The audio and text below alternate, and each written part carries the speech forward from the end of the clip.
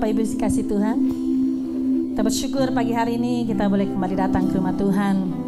Biarlah kita mempersembahkan hidup kita di hadapan Tuhan. Kita menaikkan syukur kita di hadapan Tuhan. Haleluya Yesus, terima kasih Tuhan. Terima kasih Bapa. Ini kami Yesus. Kami menangkan Engkau Tuhan. Satu kerinduan kami Tuhan.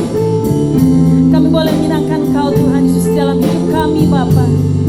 Terima kasih Tuhan. Haleluya. Haleluya.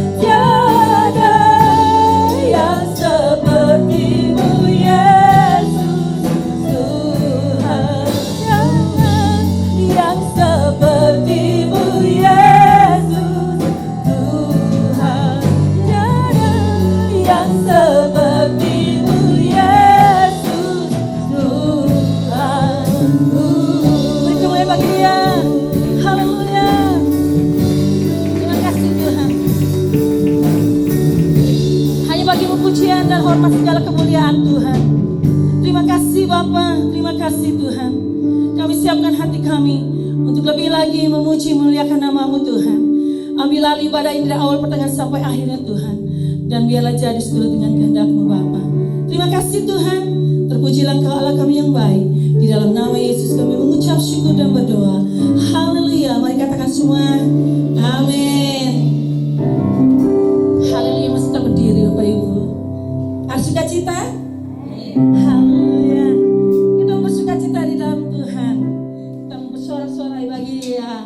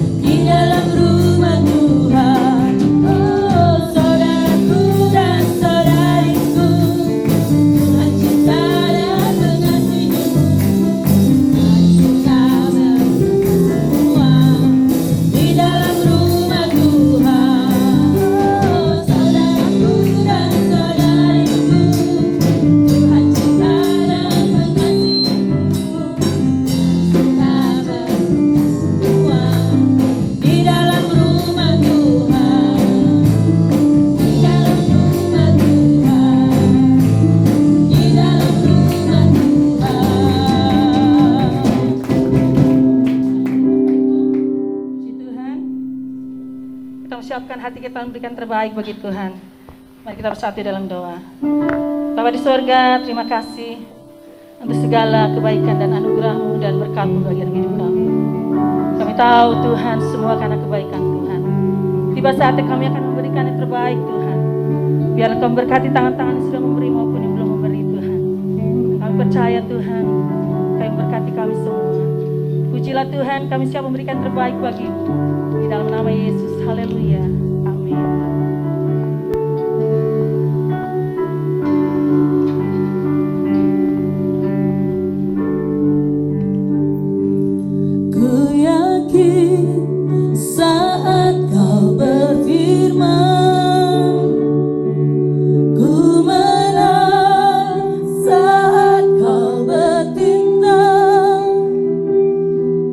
Hidupku hanya di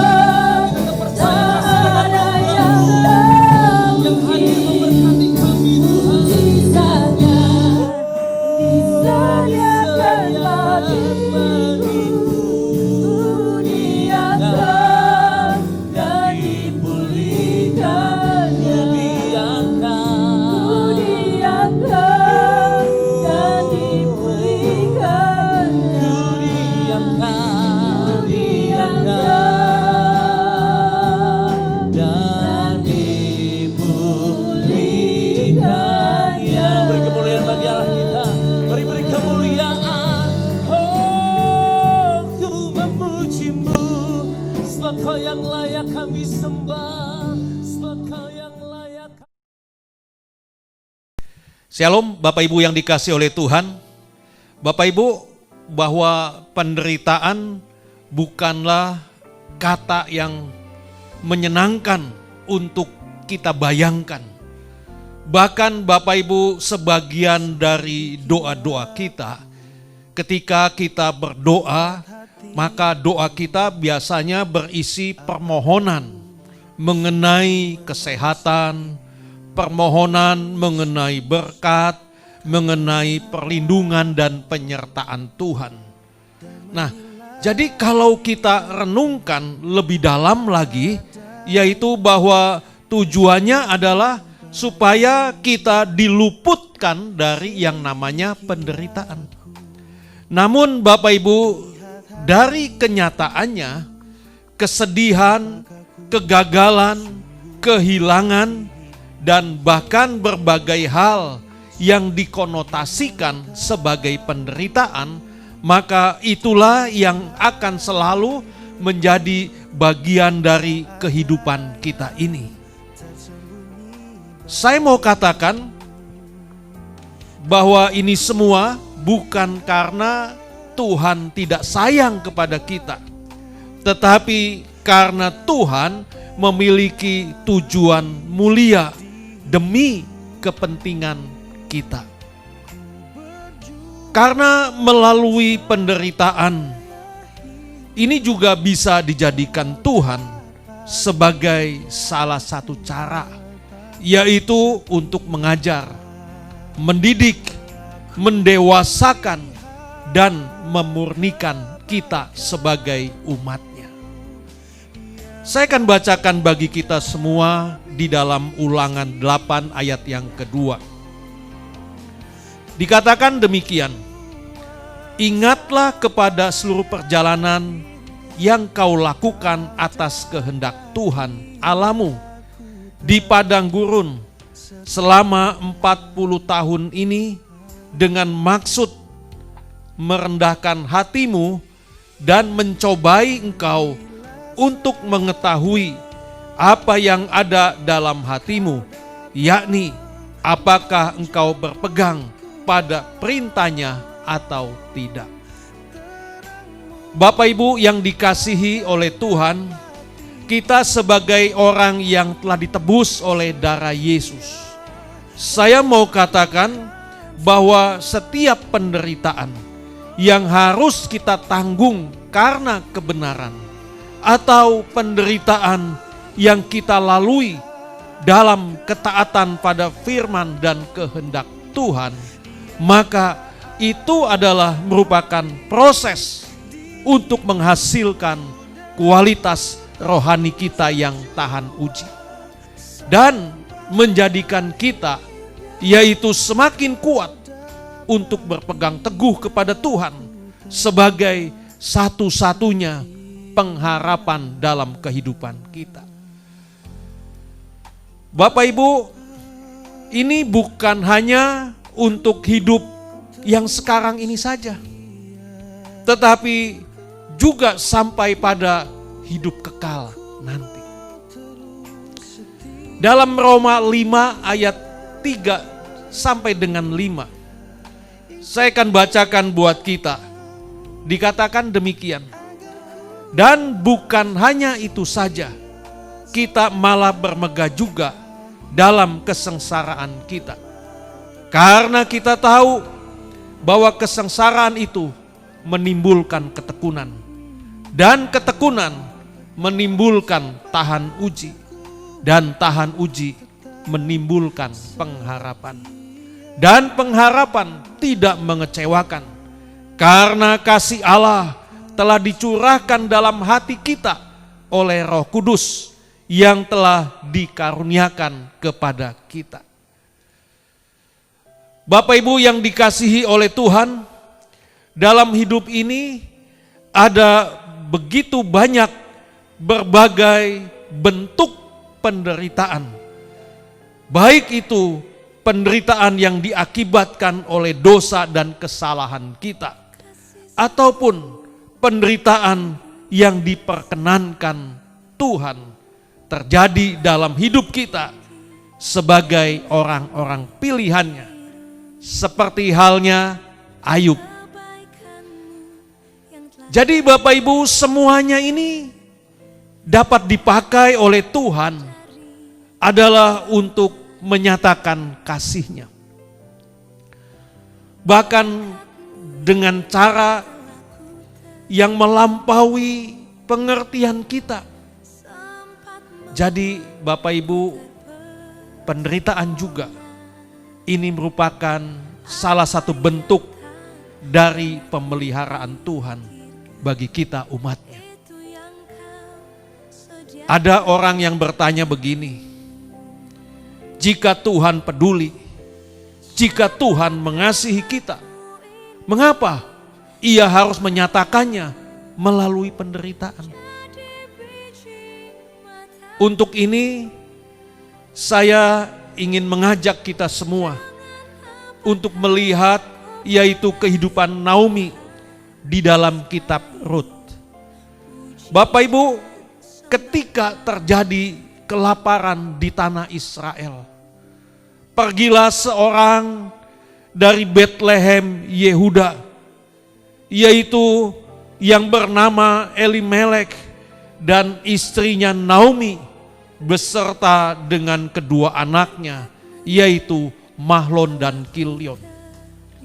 Mereka pergi ke Moab untuk menetap di sana sebagai orang asing. Lalu dengan berjalannya waktu, maka matilah Elimelek di sana, tinggallah Naomi bersama dengan kedua putranya. Kemudian menikahi wanita Moab, yaitu Rut dan Orpa. Lalu kedua putranya pun mati dan meninggalkan seorang diri bersama kedua menantunya. Bapak Ibu, di sini Naomi mempunyai dua pilihan, yaitu apakah Naomi akan tetap tinggal di Moab dalam kenangan sedih akan suami dan dua putranya yang meninggal di Moab, atau Naomi kembali ke Israel, tanah perjanjian yang telah ditinggalkannya. Lalu oleh anugerah Tuhan, Naomi kembali ke Israel bersama Rut, istri Mahlon, yang bersikeras untuk ikut kemanapun Naomi pergi. Bapak Ibu, sekarang kita lihat bersama-sama apa yang dikatakan Naomi tentang hidupnya di dalam Rut 1 ayat 20 dan 21. Dikatakan demikian, tetapi ia berkata kepada mereka, janganlah sebut aku Naomi, sebutkanlah aku Mara. Sebab yang Maha Kuasa telah melakukan banyak yang pahit kepadaku. Dengan tangan yang penuh aku pergi, tetapi dengan tangan yang kosong Tuhan memulangkan aku. Mengapakah kamu menyebut aku Naomi? Karena Tuhan telah naik saksi menentang aku, dan yang Maha Kuasa telah mendatangkan malapetaka kepadaku.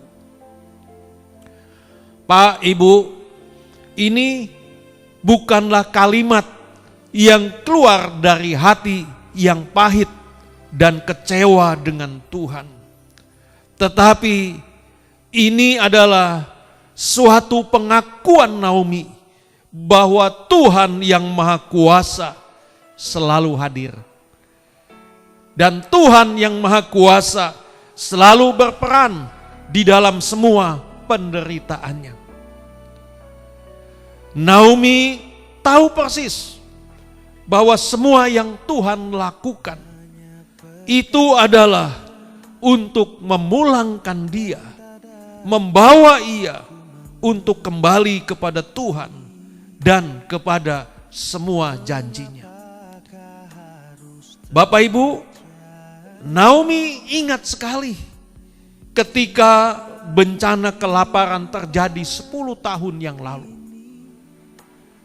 Pada waktu itu, ia dan keluarganya telah memilih untuk meninggalkan Israel. Telah memilih untuk meninggalkan tanah yang atasnya Tuhan telah berjanji untuk memelihara umatnya. Bapak Ibu yang dikasihi Tuhan, meninggalkan tanah perjanjian, ini sama artinya dengan meragukan janji Tuhan.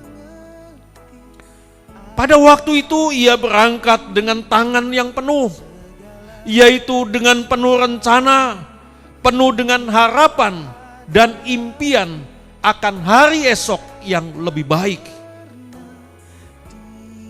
Mungkin juga pada waktu ia pergi, ia membawa semua harta bendanya untuk membangun, yaitu masa depan yang baru di sebuah negeri yang asing. Kemudian berjalannya waktu, penderitaan demi penderitaan memaksa ia untuk kembali ke tanah perjanjian.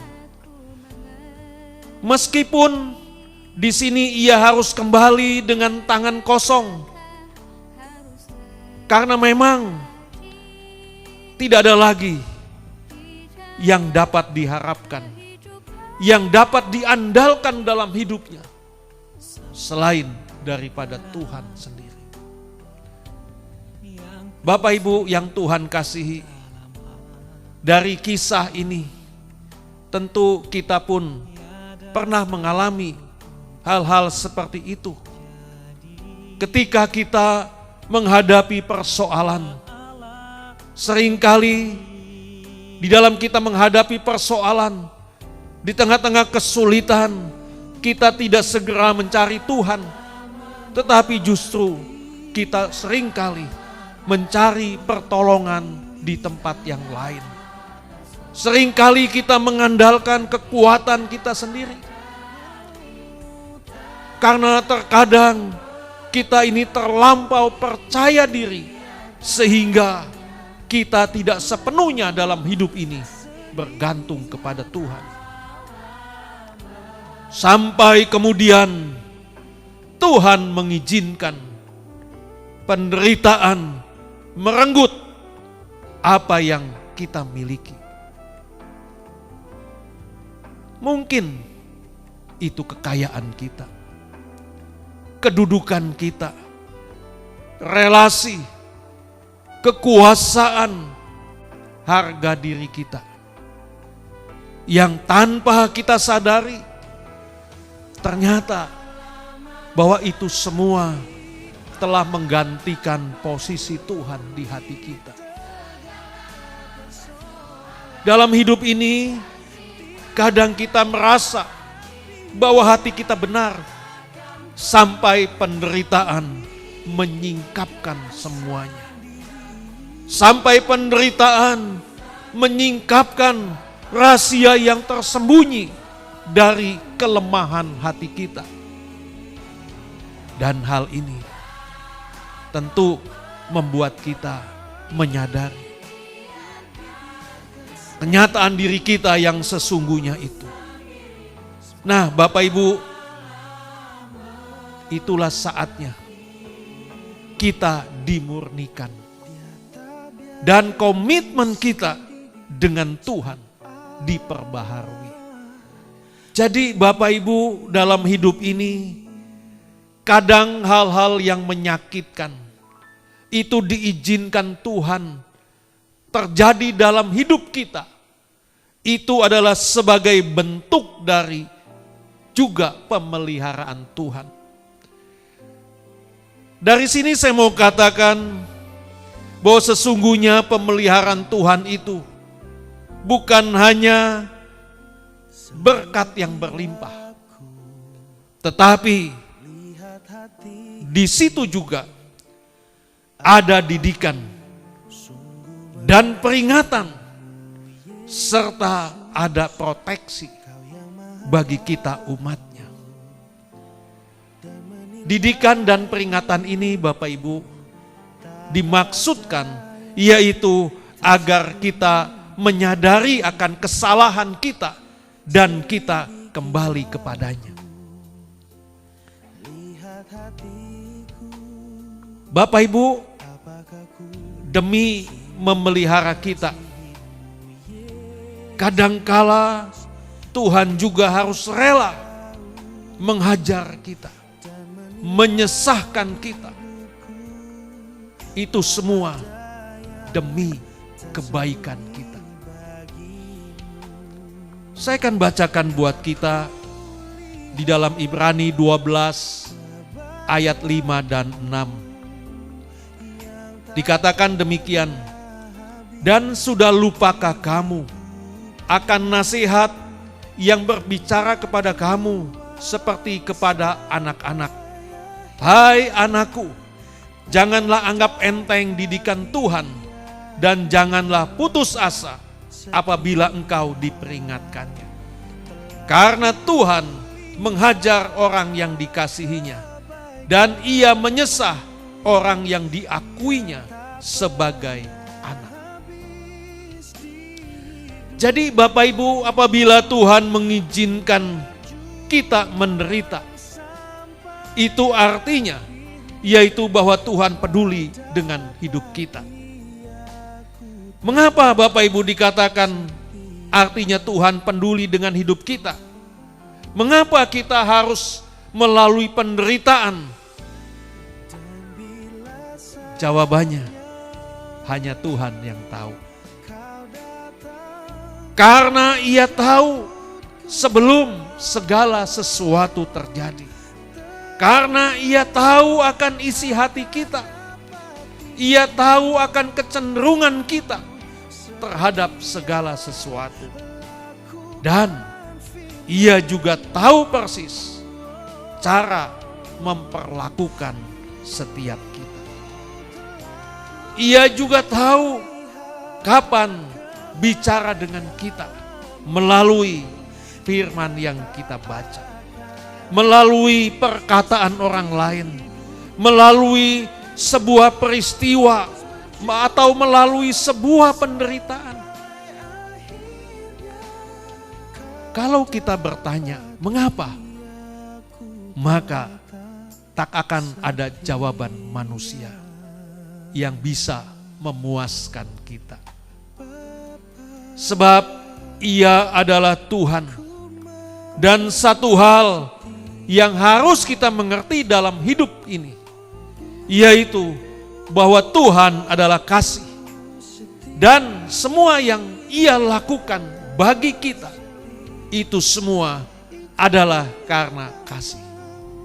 Jadi Bapak Ibu, kalau kita ilustrasikan secara sederhana bahwa pemeliharaan Tuhan itu seperti orang tua yang menghajar dan mendisiplinkan anaknya. Orang tua yang baik Bapak Ibu, maka ia akan mendisiplinkan anaknya. Mendisiplinkan untuk makan, mendisiplinkan untuk belajar, mendisiplinkan untuk tidur pada jam seharusnya ia tidur. Orang tua yang baik pasti akan selalu mengawasi dan melarang anaknya untuk melakukan hal-hal yang tidak baik bagi dirinya. Bahkan melatihnya untuk hidup di dalam kebiasaan yang baik. Sehingga hal ini dapat membuat si anak akan menjadi anak yang bertumbuh dan berkembang dengan maksimal. Sebagai orang tua, bila diperlukan, dia akan marah atau akan menghukum anaknya apabila berbuat salah.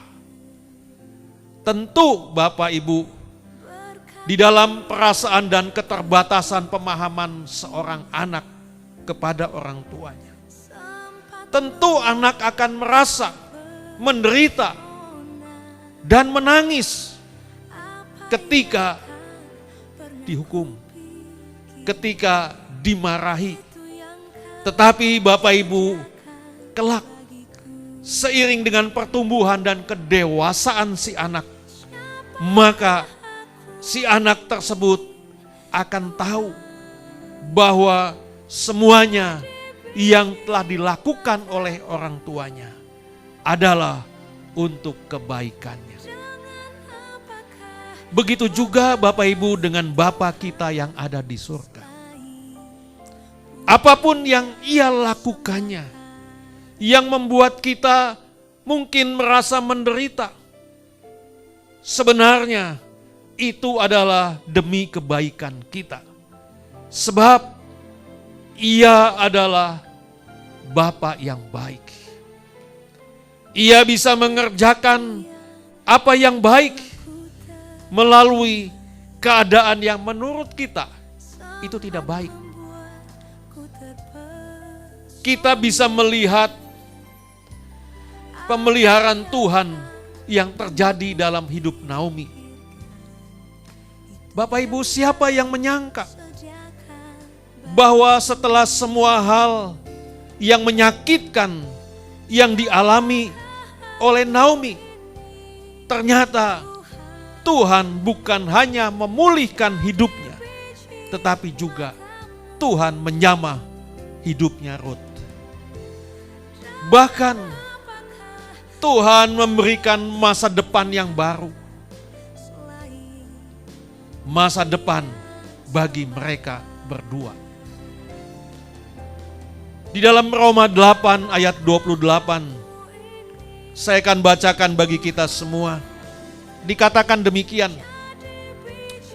kita tahu sekarang bahwa Allah turut bekerja dalam segala sesuatu untuk mendatangkan kebaikan bagi mereka yang mengasihi Dia, yaitu bagi mereka yang terpanggil sesuai dengan rencana Allah.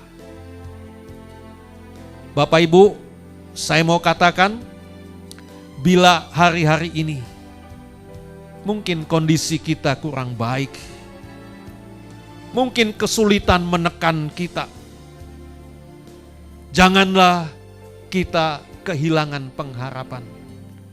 Mengapa jangan hilang pengharapan? Sebab Bapa pasti turut bekerja di dalamnya. Allah turut bekerja di dalamnya. Karena memang Tuhan adalah ahlinya untuk mengubah hidup yang hancur menjadi karya yang baru dan mulia.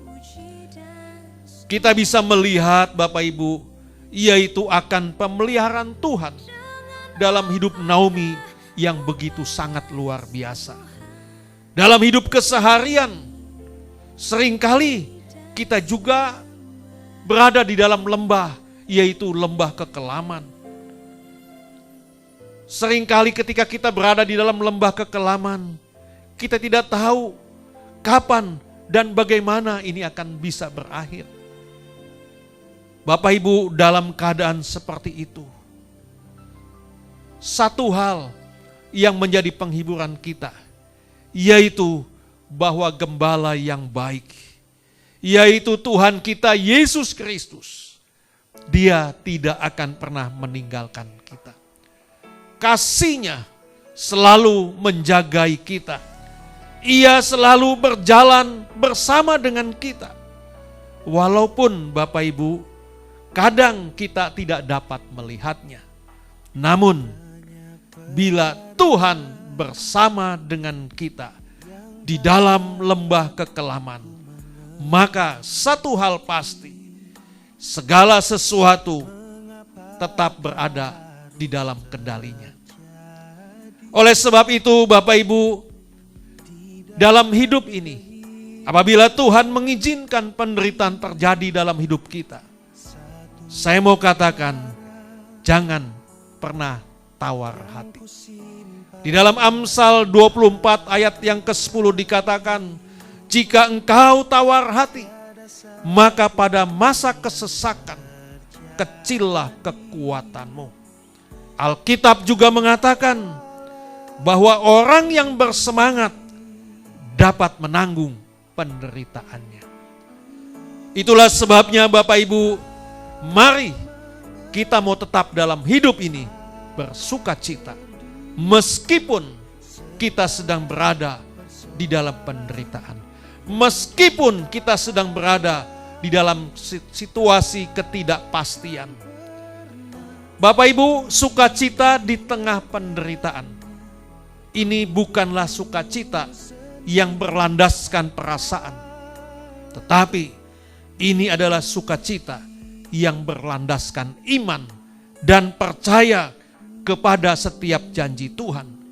Bahwa Tuhan pasti menggenapi semua janjinya. Sehingga dengan demikian Bapak Ibu, di tengah penderitaan kita bisa berkata, segala perkara dapat kutanggung di dalam Dia yang memberikan kekuatan kepada kita. Amin. Tuhan Yesus memberkati kita semua. Shalom Bapak Ibu yang dikasih Tuhan. Puji Tuhan kalau hari ini kita bisa kembali beribadah, baik secara offline maupun secara online.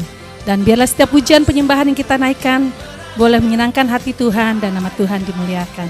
Jangan lupa like, subscribe, dan klik tombol lonceng dari channel GBI Salom Titian Kencana. Selamat hari Minggu, Tuhan memberkati.